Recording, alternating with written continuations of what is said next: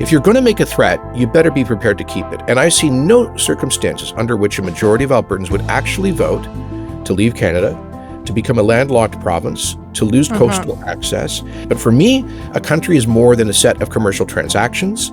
It's a set of abiding loyalties, of particular meaning, of institutions grounded in history. And for us, that is a Canadian history. And that, for me, at least, and I think the majority of Albertans, is irreversible.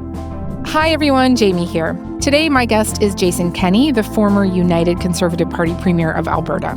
Before that, he spent decades in federal politics. He started as an MP in the erstwhile Reform Party, which, if you don't remember it well, was a Western Canada-based conservative populist party led by Preston Manning.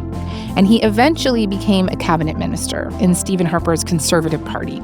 We wanted to speak to him today in part because under Stephen Harper's Conservatives, he worked alongside Pierre Poilievre. And because in a moment where there's a lot of talk of tensions within the conservative movement in Canada, talking to someone who's seen those up close at both a federal and provincial level has a lot of value. But also, in the last couple of months, Jason Kenney has been very outspoken about the trade war with the U.S., about Trump and Trumpism, and about the kind of unified front he believes Canada and its provinces need to be showing right now. That's where we're going to start our conversation today. Jason Kenney, thank you very much for coming onto the show. Good to be here. You have been very outspoken on the U.S.-Canada trade war and Trump's tariffs. And how important do you think this moment is for our country? How big of a threat do you feel Canada is facing? Yeah, I think with the exception of the civilizational threat during the Cold War, it's the greatest threat we've faced in decades and since the Second World War. Economically, so like materially, but also politically, the greatest explicit threat to our sovereignty. And I'm not one of these people who dismisses the seriousness of the president's repeated assertions of his intention to effectively annex Canada and to destroy our economy as his strategic path to doing so. So this is, quite bizarre. I think of the old school Canadian nationalism of the post-war era, which was informed by a kind of anti-Americanism that was in our political DNA, Canada being founded by the United Empire Loyalists who fled the American Revolution, of course, and their loyalty to the crown and a different set of political values, and also by French Canadians who were very purposeful about preserving their language and culture in a sea of Anglophones. So we always had a certain anxiety, I won't say fear, but anxiety about the huge power to our south. But we moved past that in the free trade debates because we saw the huge economic advantages, a path to greater prosperity by becoming more closely integrated to the world's largest economy. And that worked very well for us, let's be honest, for most of the past 35 years. But suddenly, all of that is gone, and the old anxieties are back. Last month, you wrote a post. I'd like to read part of it to you now. We Albertans have long pleaded with Central Canadians to understand the importance of the energy industry in our economy. Well, now we have to show Ontarians that we share their outrage with this betrayal and stand in solidarity with those whose livelihoods and communities are in real danger. Let's not allow Trump to divide Canadians. What sort of divisions do you worry about in this trade crisis in this country? Many divisions. The country's economy is quite radically different in different regions, and the effects of this massively renewed American protectionism is hugely different in different regions. I often say that Alberta is the most Canadian province because it has received by far the highest number of Canadians moving there, interprovincial migration. And so if you go door to door in Port McMurray or Lethbridge or Calgary, you'll find every other home is somebody who moved to Alberta from another province. And so there is, I think, actually on the ground a greater sensitivity to the economic challenges faced by, let's say, Central Canadian manufacturing, by the auto industry, right, say East Coast fishery and so forth. We don't always feel that is reciprocated in other parts of the country. And that has come out in the debate about how to best to deal with Trump. I think some Albertans and Westerners. When I say Westerners, I really mean Western people who live in Western resource industries. So that generally excludes metropolitan Vancouver, but the interior BC, Alberta, Saskatchewan, much of Manitoba have for decades, since their founding, have felt that Central Canadian political elites haven't always fully appreciated the importance of those industries. And now we see them in stark relief with, because the entire American trade deficit, quote unquote, with Canada is attributable to our large oil exports, primarily from Alberta. And yet the impact of right now of most of the Trump tariffs are on Ontario and Quebec through aluminum, steel, and auto. And so, we have to, my point is, we can't allow him to divide and conquer. I don't think we can afford to regionalize ourselves in the debate about how best to defend ourselves. As Abraham Lincoln said in the American Civil War, quoting from Scripture, "A house divided against itself cannot stand." And so I think that's why I have said, contra some in Alberta, that everything has to be on the table, including oil and gas exports, and for that matter, electricity and potash and uranium and those things primarily made in the West, which are the most important Canadian exports to the United States. And when Central Canadian manufacturing is hit, the heartland, we Westerners have to understand the huge impact, the anxiety that we've often felt. And I really think this is a critical moment, like not for just some veneer of rhetorical unity, but actual sense of deep patriotic unity. Yeah. I wonder if you could tell me a little bit more about your beliefs there, because that's clearly a real point of tension in your province, right? This idea that everything should be on the table, including perhaps an export tax on Alberta energy or restricting energy exports. Yeah, I think that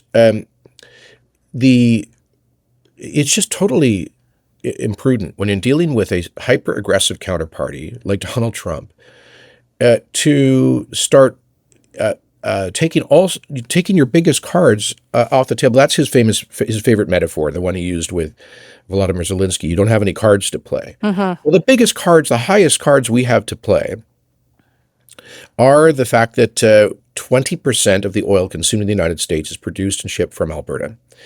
That is a massive impact on the American economy. Just think back to the mid-1970s, the OPEC oil crisis. When OPEC restricted supply and spiked prices, it caused a near economic catastrophe in the United States. And Canada is now filling an equivalent role to what OPEC did then. We export 5 times more to the United States in terms of crude oil than all of OPEC combined, 10 times more than Saudi Arabia itself. We haven't replaced OPEC in the American political psyche, but actually as its importance in the American economy. And to just completely take that off the table as a card to be played, but only in extremis, I'm not suggesting that would ever be one of the early measures, is, I think, rash and imprudent. It shows weakness. The one time we seemed to get Trump's attention was when Doug Ford threatened this tariff on American electricity export, on U.S. Exports on electricity. That's what I mean by keeping all of our cards. Potash, we could shut down American agriculture. Not that we want to, for God's sake. The farmers need it, yeah. Yeah, these are the high cards. Now, I actually, as a technical matter, I don't think reducing supply is, except in the most extreme situation, plausible. And I think an export tax, there's lots of rational arguments against it. But my point is, in extremis, everything should be on the table. So your words, when you made them, I think it was recently, they had been interpreted by some as digs at the position of Danielle Smith, who became Alberta Premier after you stepped down. Just before I ask you about that, I just want to recap some of her positions for our listeners here. So in January, Premier Smith refused to sign a joint statement from all other premiers and former PM Trudeau, vowing a collaborative approach to tariffs. She specifically has taken the issue of bans and exports of energy off the table. Last month, after meeting with current Prime Minister Mark Carney, she put out a statement saying that whoever is the next Prime Minister will have 6 months to roll out policies friendly to Alberta's energy industry or face an unprecedented national unity crisis, which was interpreted by some as kind of a threat.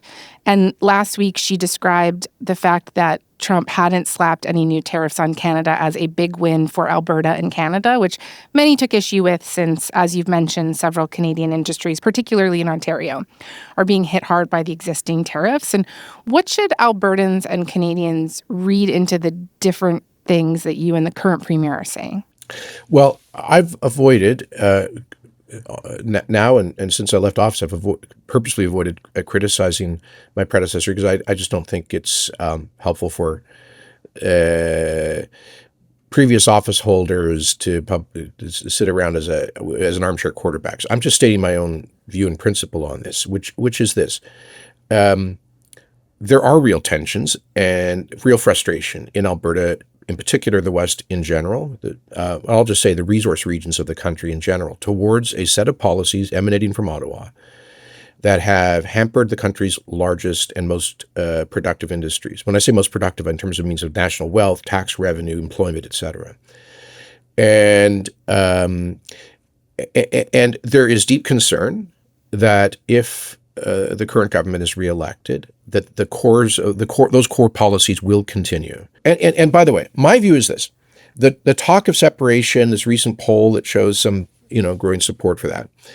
Yeah, in Alberta, on a bad day, you can get roughly a third of the population to say that they would notionally in some way support separation in a referendum. I know Albertans. There is a core. Let's say around 15% of the population who actually think that. Beyond that, it's largely a proxy for their frustration, which should not be dismissed. Uh-huh. So I think the Premier and others need that part of their message needs to be heeded. However, I am, and I believe the vast majority of Albertans are are patriotic Canadians who don't believe that national unity is conditional. We have a higher than average representation in the Canadian Armed Forces and RCMP in our national institutions.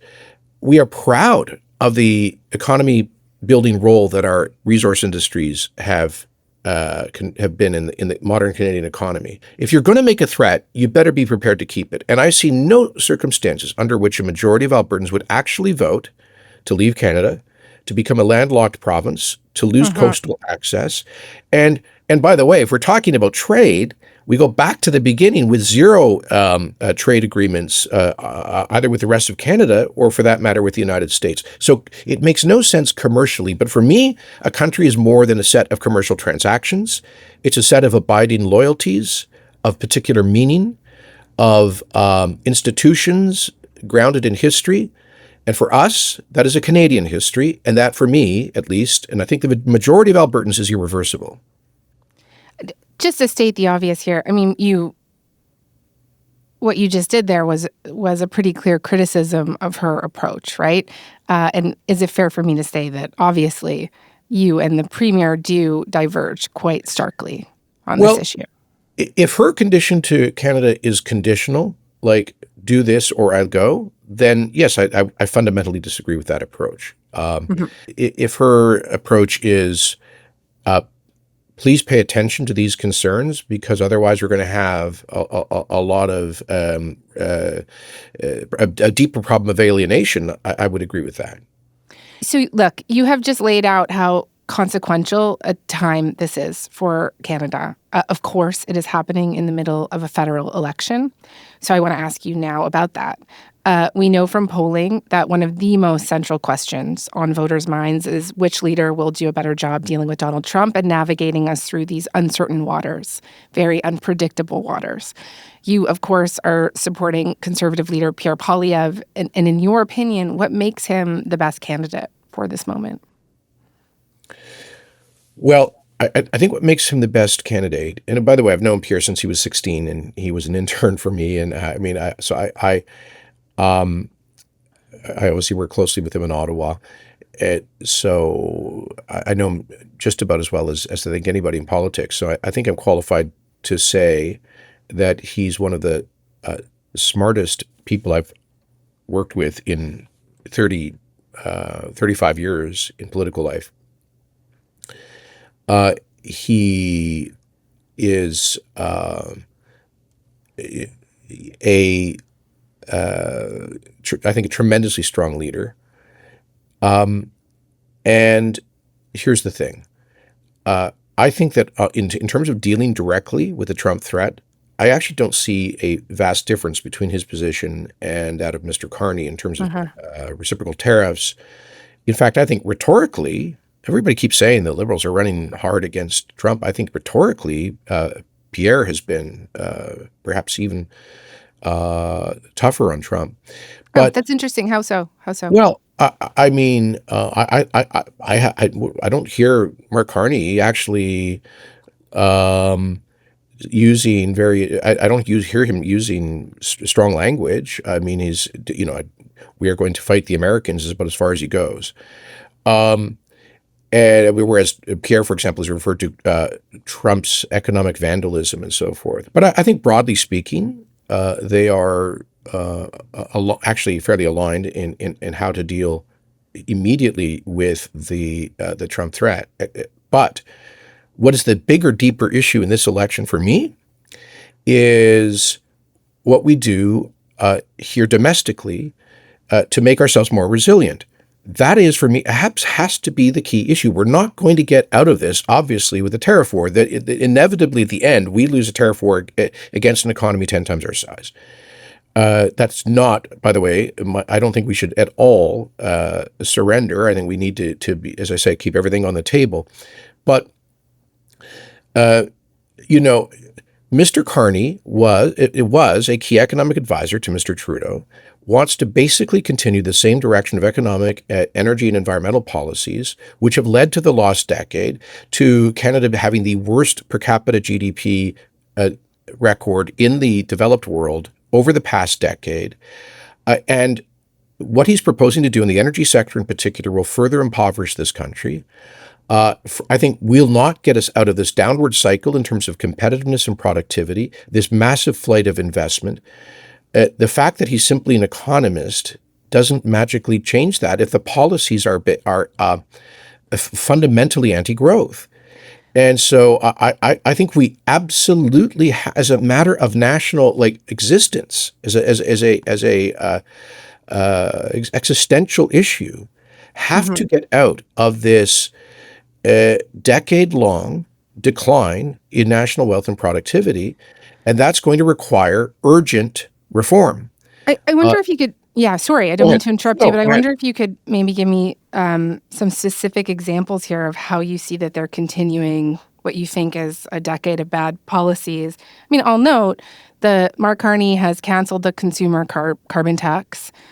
He's talked about the possibility of an east-west pipeline. Well, first of all, let's look to the record. The government which he leads effectively killed the Energy East pipeline by imposing new regulatory burdens about requiring pipeline companies to be scored on the emissions notionally associated with up and downstream emissions notionally associated with the energy shipped through it, which is bizarre. We don't do that for example, OPEC tankers that come in to Eastern Canada or the energy in it.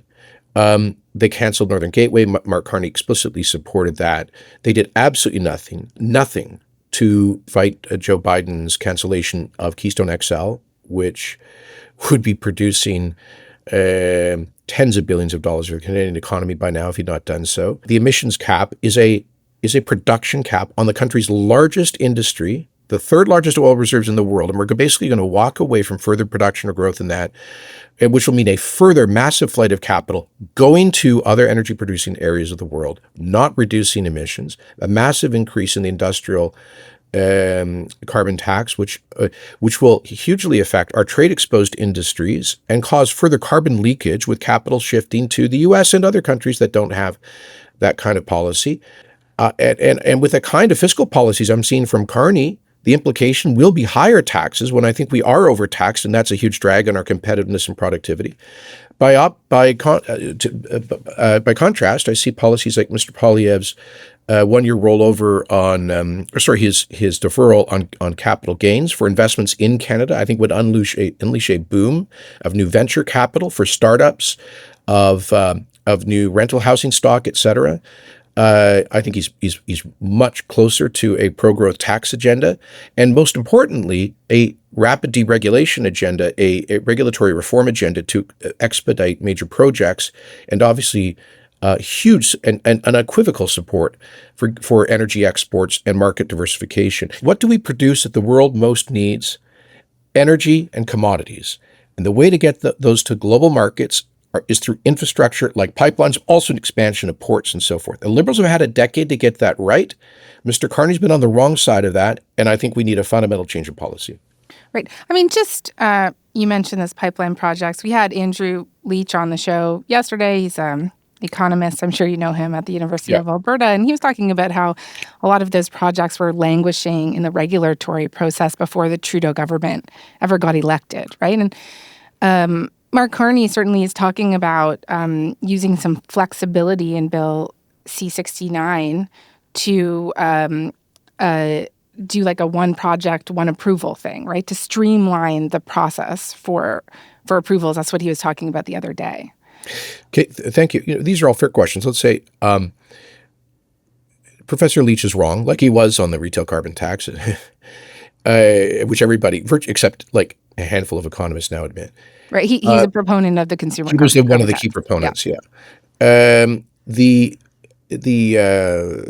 they weren't languishing. Northern Gateway had gone through the process, and the proponent, Enbridge, had spent like $1 billion through a 7-year process.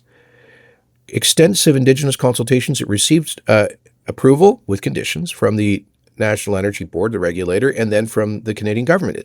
The Trudeau government went back and retroactively, politically canceled it by fiat.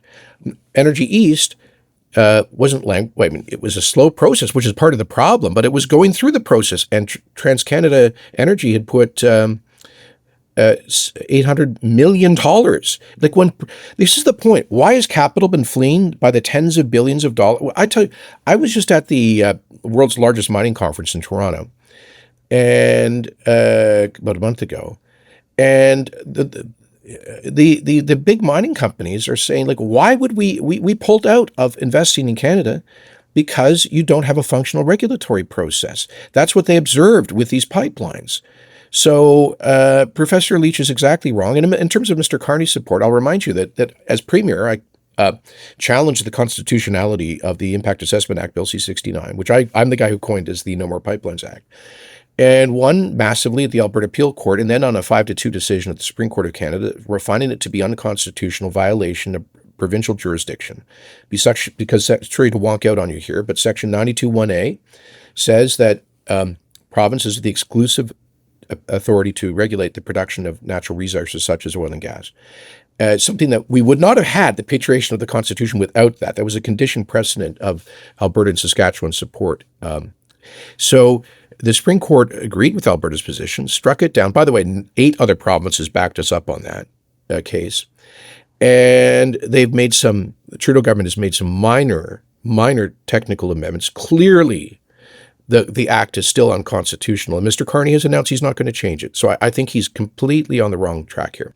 One of the main criticisms you hear of Mr. Poilievre and the Conservative campaign right now is that they have failed to adequately pivot their focus as Canadians' political concerns have shifted.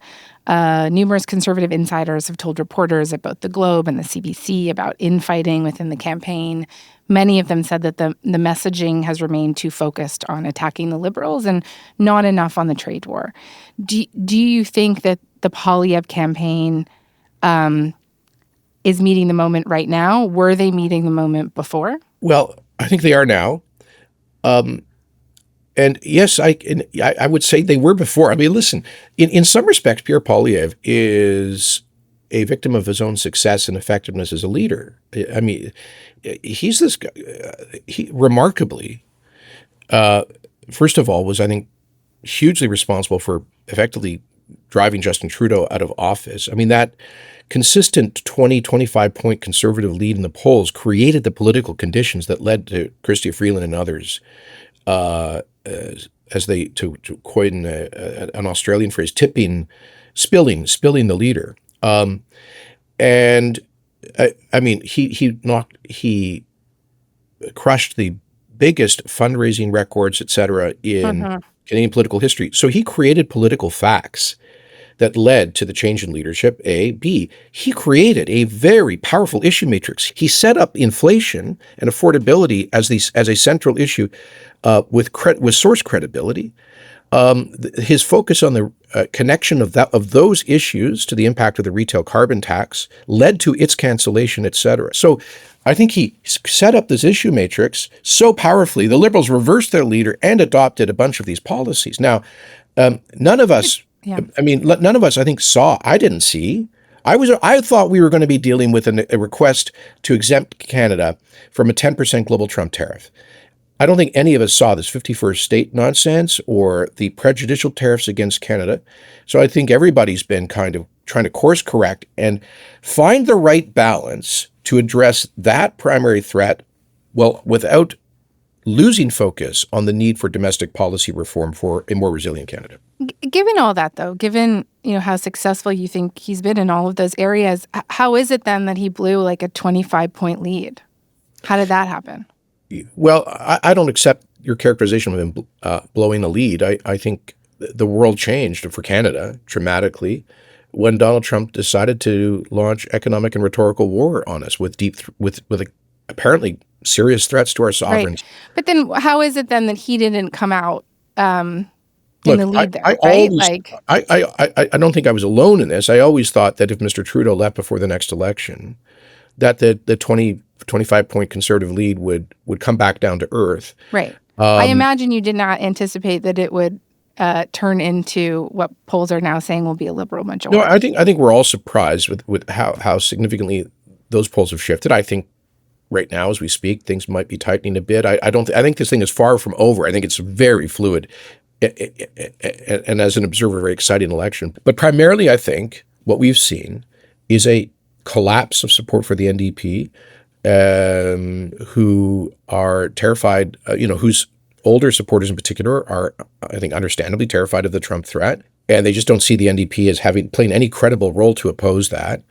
And so I'll just say you're correct, but the Conservatives have also shed voters. Yeah, you know what? I think on average, going from like whatever, for like 43 to 38, 39. Let me just say this: the high watermark for Stephen Harper in his 5 elections was 39% in 2011. The last time Conservatives broke 40% of the popular vote was Mulroney in 88, 37 years ago at 42%. So, he has reassembled the biggest Conservative coalition in terms of popular vote. May not be geographically as efficient. We'll see. With still, I think, some upside growth potential here. So I think the pundits who are canceling out the Conservatives are canceling out the most energized campaign, perhaps ever, if you measure that by attendance at events, which is remarkable, in terms of fundraising and in terms of polling. I think Mr. Poilievre has found his footing. I think that's your main question. In connecting his focus on a more resilient and productive Canadian economy to the fight against Trump and for Canadian sovereignty. One thing we haven't talked about yet is, of course, you'll know Mr. Poilievre has been dogged by comparisons to Donald Trump, which is increasingly seen as a liability for him.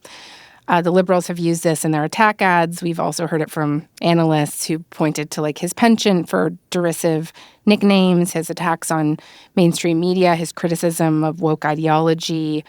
Corey Teneycke, one of Canada's top Conservative strategists, has also said Poilievre sounds too Trumpy. And, we talked about Danielle Smith earlier, but she also told the right-wing media outlet Breitbart that Poilievre was very much in sync with the new direction in America. Of course, she meant this as a positive thing when she was giving that interview. Of course, Poilievre has pushed back on this on these comparisons. He said he's not a MAGA guy. He has criticized Trump's tariff policies and 51st State comments, as you've said. But I'd love to get your take on this. Do you think that these comparisons are fair? No, I don't think at any time Pierre Poilievre has intentionally imitated Donald Trump, either substantively or stylistically. There has been in Pierre's style a populist flavor, to be sure, and he came originally out of the Reform Party, and that's part of his own kind of political background. But stylistically, there's also been a populist flavor from the very successful Doug Ford, whose campaign Mr. Tonight managed. And Mr. Poilievre has been very conscious about assembling a new kind of conservative coalition, focused more on working people, and very explicitly on union working people. He's been endorsed for the first time ever as a conservative leader by a whole whack of unions here. And so I think he's been trying to change the approach to build a broader, more popular conservative electoral constituency. And so I think sometimes people take that. And he's also been in a world where there's been obvious decline in audience and influence of traditional mainstream media. He became the most effective political practitioner in the world of social media, right? And so that requires a kind of communication style, which may be great to some people. So I think all of those things are true. But I also think what's true is that Donald Trump has, at least on 3 occasions, has dismissed Mr. Poilievre and said he prefers the Liberals, and I actually think he does. Now, I know that some people on the left here think, oh, that's all some kind of a setup message. Yeah, like a reverse, Yeah, the sure. good old-fashioned reverse Sure. endorsement. So people on the Canadian left believe Donald Trump when he says he wants to make us the 51st state, but they don't believe him when he says he wants a liberal government. So they choose what to believe. I think that's inconsistent. Secondly, you need to understand Donald Trump's psychology to interpret this stuff. Donald Trump's biggest enemies, the people who take up the biggest room in his head, are conservatives who have refused to bend the knee. Paul Ryan, the late John McCain, Mitch McConnell, Liz Cheney, Mike Pence, the list goes on. That's how he sees Pierre Poilievre. He thinks a conservative leader should be should be some kind of extension of MAGA. He knows that Poilievre is not, and I think that's why he'd rather deal with a guy on the left that he can understand.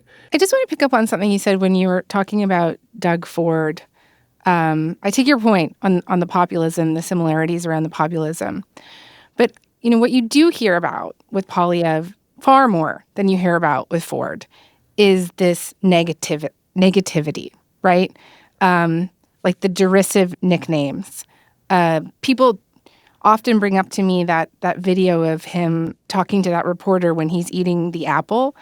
And some people, of course, love that video and think it was, really entertaining and smart and that he dressed that reporter down.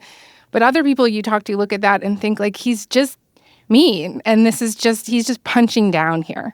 And I just wonder, like, how you might respond to that. The people find him too negative. I would respond by saying, first of all, if you think apropos Mr. Tonight and all of that, if you think the Ford campaigns have all been sweetness and light, go and check the ads they ran against Bonnie Crombie and Kathy Wynne and so forth. They've been very effective at highlighting the negatives of their opposition. And secondly, as I said, I think there's been some things in Mr. Poilievre's style that perhaps some people have found grating. And you know what? The mark of an effective leader is to listen, learn, and change as necessary. And I think he's done that. His campaign message here is you can't. By the way, you can't be an opposition leader without opposing at some level. Okay, so that's a structural. Let me tell you, the hardest job in Canadian politics is being leader of the opposition, because every morning you got to get out of bed opposing the government. You're not doing your job if you don't do that, and then you fall. Every leader of opposition falls into this kind of cycle of appearing to be too Debbie Downer and too negative. That's always a challenge. He has been, I think, arguably the most effective opposition leader in at least a couple generations in Canada. Yeah. Does that make you a good prime minister? Very effective opposition, and now suddenly, with the Trump threat, it's a different challenge, and in a sense, it's about being opposition not just to the incumbent Canadian government, but to a foreign power, a foreign president, and doing so in a way that is not rashly and imprudently undiplomatic. I think he has found the right balance in that. I think that's a good place for us to end this. Mr. Kenney, thank you so much. This was great. I really enjoyed this. Thank you. Thank you.